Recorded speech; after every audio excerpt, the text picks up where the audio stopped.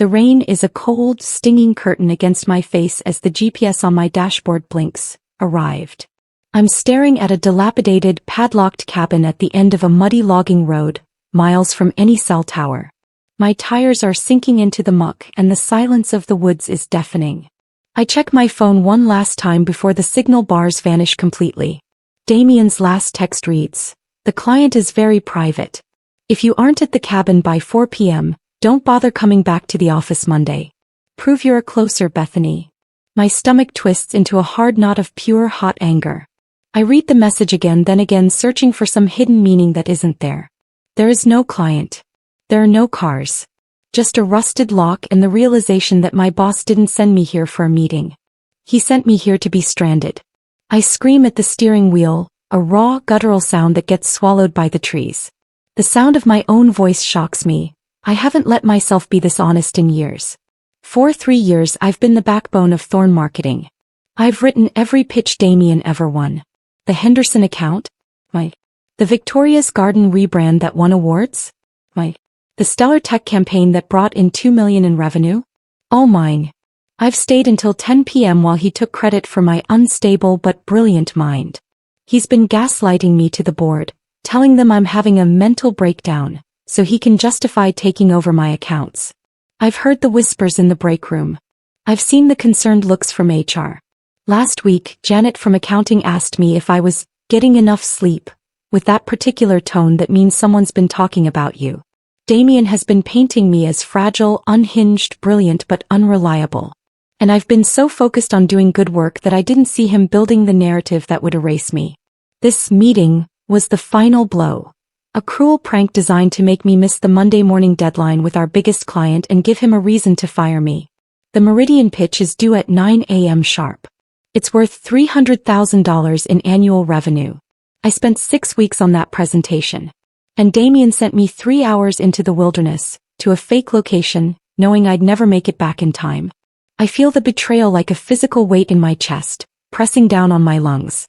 He wants me gone and he wants me to look crazy on the way out. Before we continue, I would like to know where you're watching from in the comment section. Also hit the subscribe button and share this video, as this will help this video to travel far so others can learn also. My name is Bethany Vance and I am, or was, the senior strategist at Thorn Marketing. I grew up with nothing in a small town outside Pittsburgh where the factory closures meant most families, including mine, struggled to keep food on the table. My mother cleaned houses for the wealthy families on the hill, and I watched her come home every night with aching knees and hands raw from chemical cleaners. She told me education was the only way out. So I worked 3 jobs to get through college. Waitressing at a diner, tutoring rich kids in statistics, and doing overnight data entry at a medical billing company. I graduated with honors and $15,000 in debt that felt like a mountain. Damien Thorn found me at a marketing conference in my first year out of college. I was networking desperately, wearing a blazer I'd bought at Goodwill, trying to look like I belonged.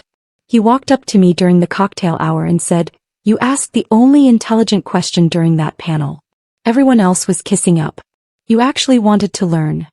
I thought he was the mentor who finally saw my worth. For 3 years I believed that. I'm 32 years old, I'm focused, and I'm currently standing in a puddle that costs more than my first car. My sensible black pumps are ruined. My carefully pressed slacks are splattered with mud up to the knee. I look at my reflection in the car window. Mascara starting to run, hair plastered to my skull, professional veneer cracking. But as I look at that padlocked cabin, something in me shifts. The quiet, loyal Bethany dies right there in the mud. I realize that if Damien thinks I'm a mess, he hasn't seen what I look like when I'm actually motivated. I'm not going home. Not yet. I manage to rock my car out of the mud, the engine whining in protest as the wheels finally find purchase. My heart is racing, adrenaline replacing the despair. Instead of driving back to the city, I pull into a hidden turnoff a mile back down the logging road. I remember seeing a familiar black SUV, Damien's Range Rover with the vanity plates, Q1. Tucked behind some pine trees near a different well-paved driveway I passed earlier. At the time I dismissed it. Plenty of people drive black SUVs. But that license plate is unmistakable. My heart is hammering against my ribs. Damien told the office he was at a conference in Chicago. The marketing summit at the Sheraton downtown. He'd even forwarded us a fake itinerary. If that's his car, he's not in Chicago. He's here in the middle of the woods, less than 10 minutes away from the dummy coordinates he gave me. I park my car deep in the brush, branches scraping against the paint. I don't care. I grab my phone, making sure it's on silent, and I hike through the underbrush.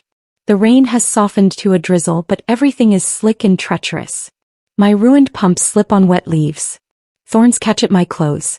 I feel wild, unmoored from the person I was 2 hours ago. The professional woman who matched her handbag to her shoes is gone. In her place is someone primal hunting. My breathing is shallow as I reach a clearing.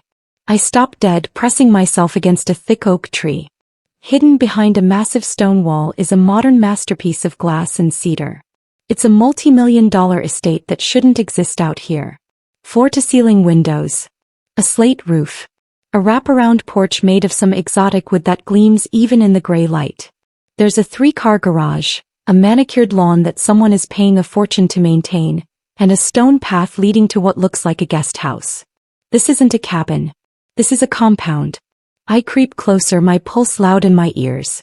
Through the windows I can see exposed beams, modern art on the walls, a kitchen with marble countertops that probably cost more than my annual salary. On the patio, Damien is sitting in a designer chair, sipping wine from a glass that catches the fading light. He looks relaxed, nothing like the stressed executive he plays at the office. His shirt is untucked. His feet are bare. He looks like a man who owns the world. Then the glass door opens and a woman walks out. My breath hitches. It's Victoria Sinclair, the daughter of our firm's CEO, Richard Vance.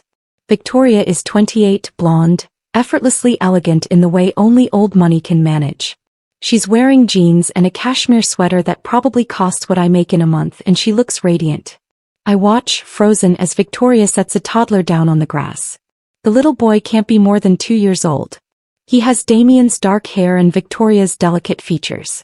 He runs to Damien on unsteady legs, arms outstretched, shouting, "Daddy! Daddy, look!" Damien picks him up, laughing and kissing his forehead, spinning him around. The boy shrieks with delight. It's a perfect domestic scene, the kind you'd see in a commercial for life insurance or luxury SUVs. My head spins. Everyone at the firm thinks Damien is a bachelor. The eligible workaholic executive who's married to his job. He's been dating the CEO's daughter in secret. There have been whispers, knowing looks when they're in the same room, but this isn't a secret romance. This is a secret family. A secret life. And based on the size of this house, it's a family built on a foundation of lies and money that had to come from somewhere. I crouch lower behind the tree, my knees sinking into wet earth. I realize then that Damien isn't just a jerk who takes credit for my work. He's a fraud who's using the company to fund a literal shadow life. The pieces start clicking into place. The business trips, that seemed excessive. The vague references to personal investments. The way he always vetoed raises for the rest of US while driving increasingly expensive cars. I see a stack of folders on the outdoor table, bright blue against the dark wood. Even from 20 feet away, the Thorn marketing logo is unmistakable. Damien sets his son down and walks over to the table. He starts flipping through the folders, pointing at charts. He's not working, he's showing Victoria something. Her expression is serious, concerned. She's shaking her head. He puts a hand on her shoulder, reassuring. They're having a conversation about something important, something that involves those files. My hands are shaking as I pull out my phone. I switch it to camera mode and zoom in as far as the lens will allow. It's the Project Phoenix file, the one he told me was a confidential charity project. We're helping underprivileged youth get into marketing careers, he'd said with that earnest expression he's perfected. It's important to give back, Bethany. Not everything is about profit. I'd believed him. I'd even helped him organize some of the paperwork, proud to be part of something meaningful. Now I see the truth. Through my phone screen I can make out spreadsheets, bank statements, and what looks like property deeds. He's diverting the firm's pro bono funds into a shell company that owns this very estate. He's embezzling from his future father-in-law, and based on the documents I've filed for him over the past year, he's using my digital signature to do it. My stomach turns over. I'm not just his victim, I'm his unwitting accomplice. I don't jump out and scream. I don't call the police. Every instinct is screaming at me to run down there and confront him, to expose him right now. But I force myself to breathe, to think. That would be too fast, too messy. Damien is a master of spin. He'd claim I followed him because I was obsessed. He'd say I was having that breakdown he's been warning everyone about. He'd twist this into proof that I'm unstable, dangerous even. No, I need to be smarter. I need to be methodical.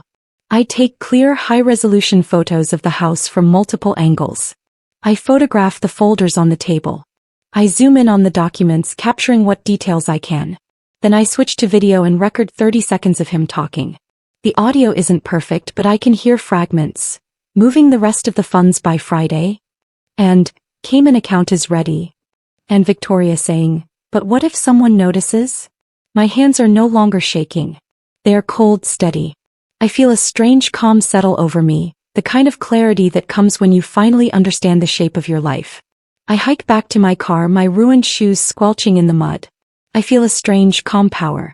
I'm not the girl who got lost in the woods. I'm the woman who found the map. I spend Saturday and Sunday in my apartment, curtains drawn, organizing everything I know. My small one-bedroom feels like a command center. I spread printed photos across my coffee table. I create a timeline on my laptop, cross-referencing dates from my calendar with Marcus's, business trips, and unusual transfers from the Phoenix Project account. I barely sleep. I live on coffee and the kind of focused rage that sharpens instead of clouds. By Sunday night I have a plan. Not just for revenge. Revenge is emotional, sloppy. I'm planning a dismantling. I walk into the office on Monday at 8 a.m. sharp. I'm wearing my sharpest blazer, the black Armani I bought on sale and saved for important pitches, paired with a crisp white shirt and my best heels. The shoes I ordered online late Saturday and paid for express shipping. My hair is perfect. My makeup is flawless. I'm wearing my grandmother's pearl earrings, the only valuable thing I own. I look like someone in complete control. The office is just starting to wake up. Karen from reception is making her first pot of coffee. David from accounts is eating a breakfast sandwich at his desk. Janet waves at me looking surprised. Bethany, I thought you'd be out today. Damien said you had a personal emergency. Did he? I say smiling. I'm fine. Never better actually. When Damien walks in at 8:30 he stops in his tracks. The color drains from his face like someone pulled a plug. He looks like he's seen a ghost. His briefcase slips from his hand, hitting the floor with a thud. Bethany, he stammers, his voice an octave too high. I thought you were still at the retreat. Did the client show? I tilt my head looking him right in the eye. I've practiced this expression in the mirror. Calm. Pleasant. Unmoved. The cabin was exactly what I deserved, Damien, I say smoothly. It really cleared my head. I feel like a whole new person. He opens his mouth, closes it. He's trying to calculate what I know. Well, that's great. I'm glad it was helpful. Sometimes we all need to disconnect. He's testing me, trying to see if I'm angry. Absolutely, I say. In fact, I'm so refreshed that I went ahead and finalized the Meridian pitch yesterday. I emailed it to the client at 7 a.m. this morning. I hope that wasn't overstepping. His eyes widen. He didn't think I could finish it without the files that were accidentally locked in his office. He doesn't know I keep backup copies of everything on a personal cloud drive. No, that's initiative. Good job, Bethany. Throughout the morning, Damien tries to rattle me. At 10 a.m. he stops by my desk with a concerned expression. Bethany, I hate to bring this up, but I never received your weekly report on Friday. It was due by 5 p.m. I don't miss a beat. That's strange, Damien. I submitted it at 4:37 p.m. I pull up my sent folder and turn my screen toward him. There's the email, time-stamped and delivered. Perhaps your server is acting up? You've seemed so stressed lately. Maybe you need a retreat. His jaw tightens. In the past, I would have apologized profusely even if I wasn't wrong. I would have offered to resend it, to fix whatever he claimed was broken. Today I just smile and turn back to my work. The look of pure confusion on his face is better than any coffee. At lunch, I don't go to my usual spot in the break room. Instead, I take the elevator down to the archive room in the basement. The archive is where we keep physical copies of old contracts and financial reports, the paper trail that nobody bothers to digitize. It's dusty, poorly lit, and usually deserted. Perfect. Now that I know what to look for, the trail is everywhere. Project Phoenix isn't a charity, it's a black hole. I pull file after file, photographing each page with my phone. Marcus has been overcharging our biggest clients, adding line items for consultation fees and research expenses that never happened, and donating the surplus to Phoenix. The donations look legitimate on paper. Tax-deductible charity. But Phoenix isn't a registered nonprofit. It's a shell company. I find 3 other shell companies, all linked to the same address in the woods. Phoenix Holdings, Emberstone Investments, Apex Consulting Group. They're all funneling money into property development, offshore accounts, and luxury expenses. I'm looking at invoices for furniture that's definitely sitting in that glass house. Landscaping bills. A bill for a custom playground that must be for his son. I start a private cloud drive, backing up every invoice, every fraudulent email, and every falsified report.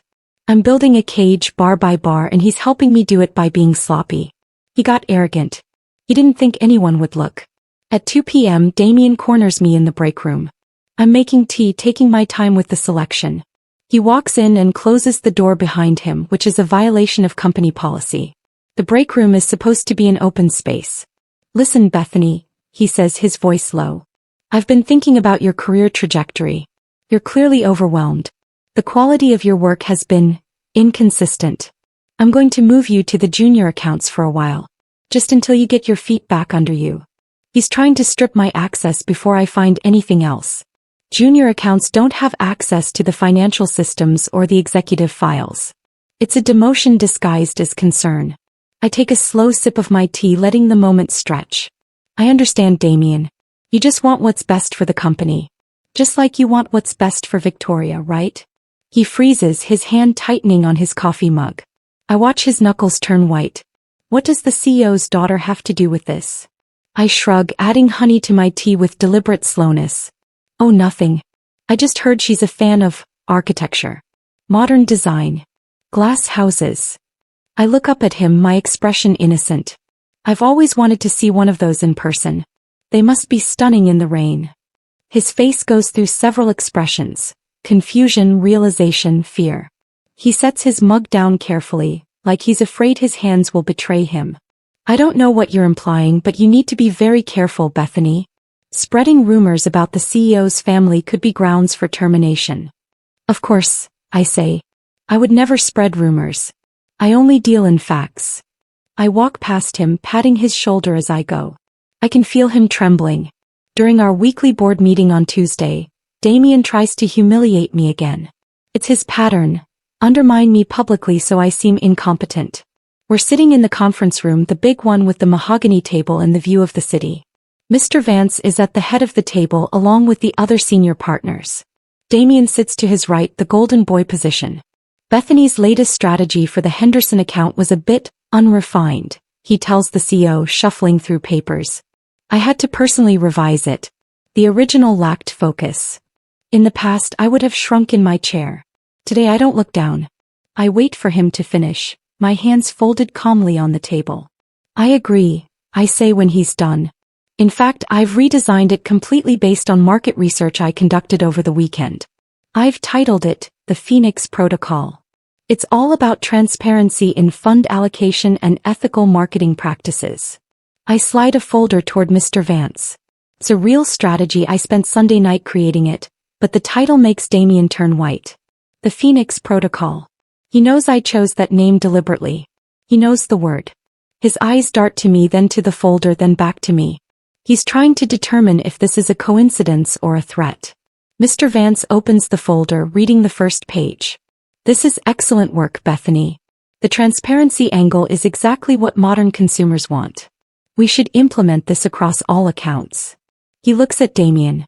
What do you think? Damien is sweating through his expensive shirt. I can see the damp patches forming under his arms. Yes, it's good. Though I think we should review the budget implications. I've included a full budget breakdown on page 7, I say helpfully. Complete transparency as promised. He spends the rest of the meeting occasionally glancing at me, his jaw clenched so tight I think his teeth might crack. When the meeting ends, he practically runs from the room. That evening, around 6 p.m. when most people have left, Damien comes to my desk. He's trying a new tactic, the friend. His tie is loosened, his sleeves are rolled up. He leans against my cubicle wall with forced casualness. Bethany, I think we got off on the wrong foot this week. I'm sorry if I've been hard on you. This industry is tough and sometimes I push too hard. Let's get a drink and talk about your future here. I want to make sure you're happy. He's fishing to see how much I know.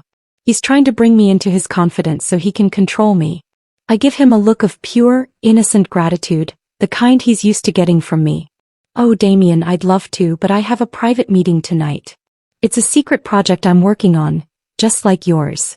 I let the words hang in the air. His smile falters. Why, what? Your secret projects, I say brightly. You're always so mysterious about where you disappear to. It's inspiring, really. Makes me want to have my own private ventures. I gather my things and walk past him, leaving him standing there by my desk, his mouth hanging open.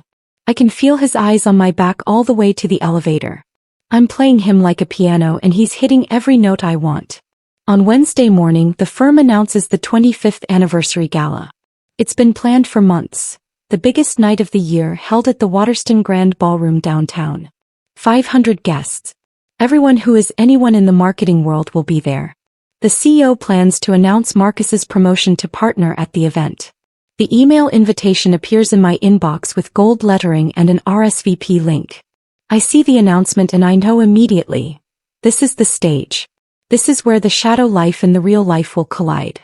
This is where the careful separation Marcus has maintained will shatter. I volunteer to handle the digital tribute video, a montage of the company's history, usually a boring slideshow of old campaigns and office photos.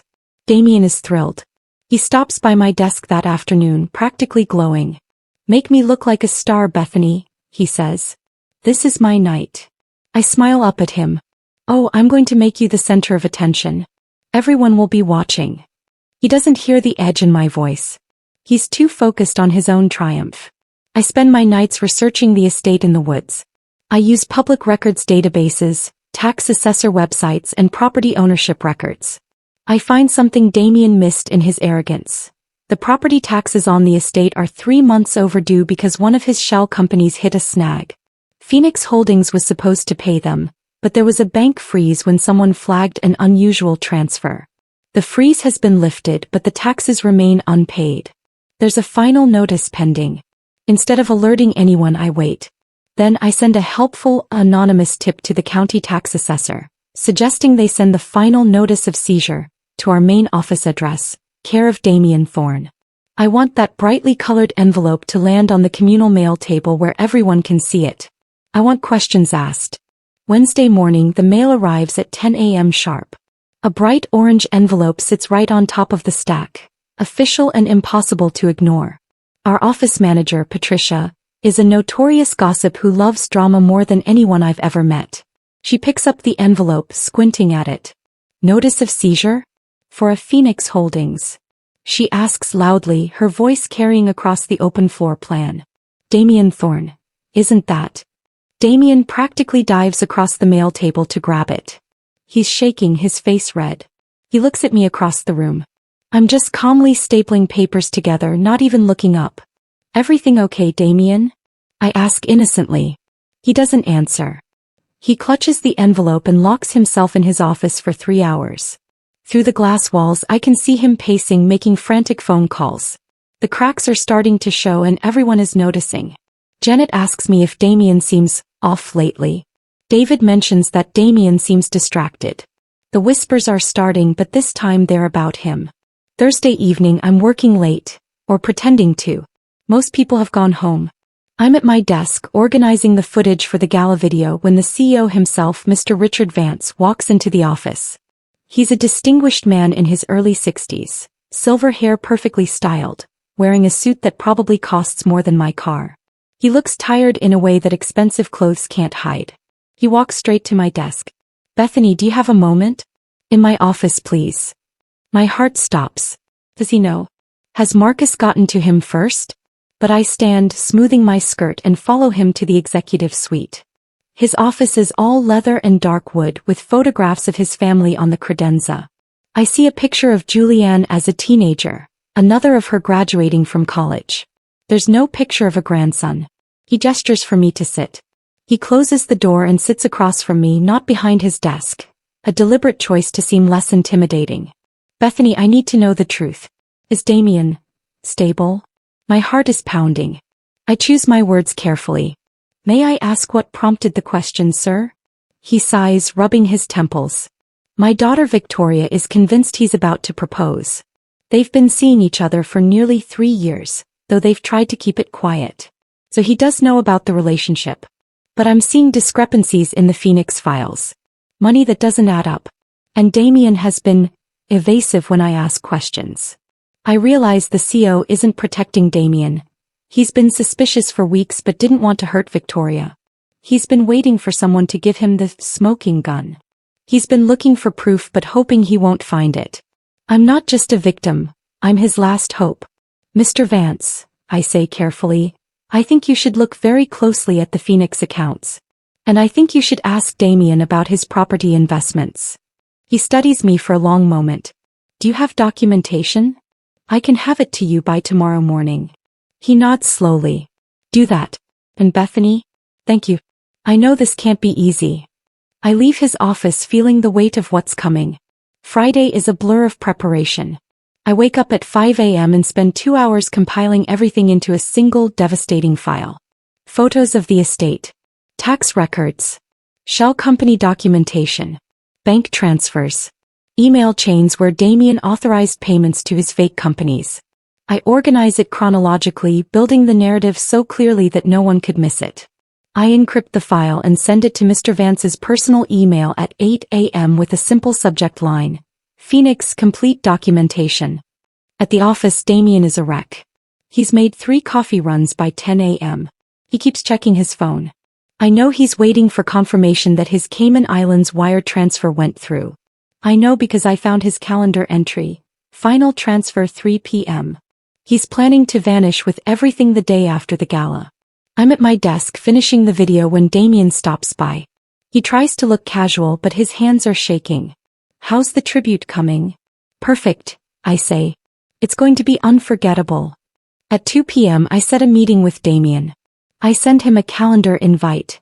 Confidential discussion, your office. He accepts immediately. When I walk in at 2:30, he's trying to look relaxed, but I can see the tension in his shoulders. I close the door behind me. Damien, I'm going to be direct. I know about the house. I know about Victoria and your son. I know about Phoenix Holdings and the embezzlement. His face goes through shock, then calculation. Then surprisingly he laughs. It's a cold, arrogant sound. You think you're so smart, Bethany? You think you've figured it all out? He leans back in his chair, his confidence returning. I've already moved the funds. By the time you tell anyone, I'll be gone. And Victoria? She's just a ticket to the top. A means to an end. Her father has connections I need. Had connections. He's admitting to everything. The fraud, the fake retreat, the contempt for the CEO and his daughter. He thinks he's untouchable now, hours away from escape. He doesn't see my phone in my blazer pocket. The pocket with the slight gap that lets the camera see. It's not just recording. It's streaming live to the CEO's private tablet, a feature I tested this morning. What about your son? I ask. He's not even mine, Damien says with a shrug. Well, biologically he is, but that's not the point. Victoria got pregnant and I saw an opportunity. Play the devoted father, get closer to the family money, then disappear when I've taken enough. It's just business. I've heard enough. I'm going to give you one chance to come clean, Damien. Go to Mr. Vance. Confess. Maybe you'll avoid jail. He laughs again. You're adorable, Bethany. You really think your word means anything? I'll say you're obsessed with me. I'll say this is revenge for getting demoted. Who do you think they'll believe? I stand up. I guess we'll find out tomorrow night. I leave him there, still laughing. He has no idea the CEO heard every word. Saturday night. The Waterston Grand Ballroom is filled with gold and white roses. Crystal chandeliers cast warm light over 500 people in evening wear. Everyone who is anyone in the marketing world is there. I can see executives from competing firms, journalists from trade publications, clients we've courted for years. The energy is celebratory, expectant.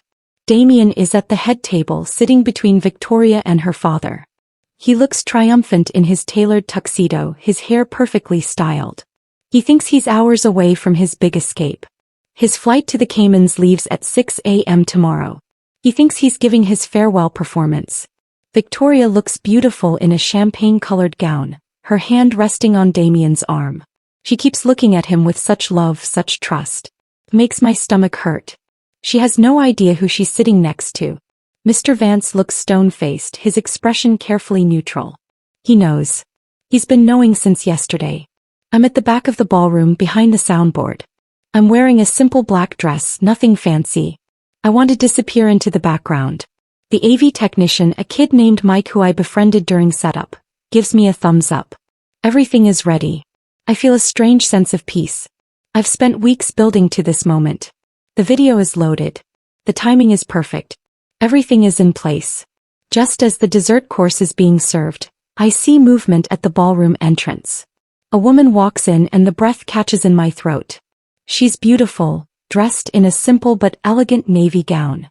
She looks nervous, excited. It takes me a second to realize. This is the woman from the woods. The one who isn't Victoria. I sent her an exclusive invitation last week, an embossed card with gold lettering, telling her Damien was surprising her with a public marriage proposal tonight at his company's biggest event. I wrote that he wanted to celebrate their family in front of everyone who matters to him. She thinks this is her fairy tale. She has no idea she's walking into a massacre. A hostess tries to check her name against the guest list, but the woman mentions Damien's name with such confidence that she's waved through. I watch her scan the crowd looking for him. Her eyes land on the head table and I see the confusion bloom across her face. There's Damien. There's another woman. They're sitting very close. The CO stands up, tapping his champagne glass with a knife. The gentle chime brings silence to the room. Good evening, everyone. Before we announce our new partner and celebrate 25 years of excellence, our senior strategist Bethany Vance has prepared a special video tribute. The lights dim. The massive screen behind the head table flickers to life. It starts innocently. Photos of the office over the years, smiling teams, successful campaigns. There's light applause. Damien is smiling, expecting to see himself portrayed as the hero. Then the video shifts. Suddenly it's the house in the woods. The glass and cedar masterpiece. There's a gasp in the audience. Then there's Damien on the patio with Victoria and the little boy. The audio kicks in. Damien's voice from Thursday's recording fills the ballroom with crystal clarity. Victoria? She's just a ticket to the top. A means to an end. Her father has connections I need. The gasps in the room are like a wave. I watch Damien's face drain of all color as his own voice betrays him to 500 people. Victoria's hand flies to her mouth. Mr. Vance doesn't move but his jaw is clenched so tight I think it might shatter. But I'm not done. The video continues. Bank statements appear on screen, line by line, showing the money flowing from company accounts into Phoenix Holdings. Property deeds. Tax documents. Invoices for the house. All of it laid out in a narrative so clear that even the drunk person in the back row could follow it. And then the final audio clip. He's not even mine. Well, biologically he is, but that's not the point. Victoria got pregnant and I saw an opportunity.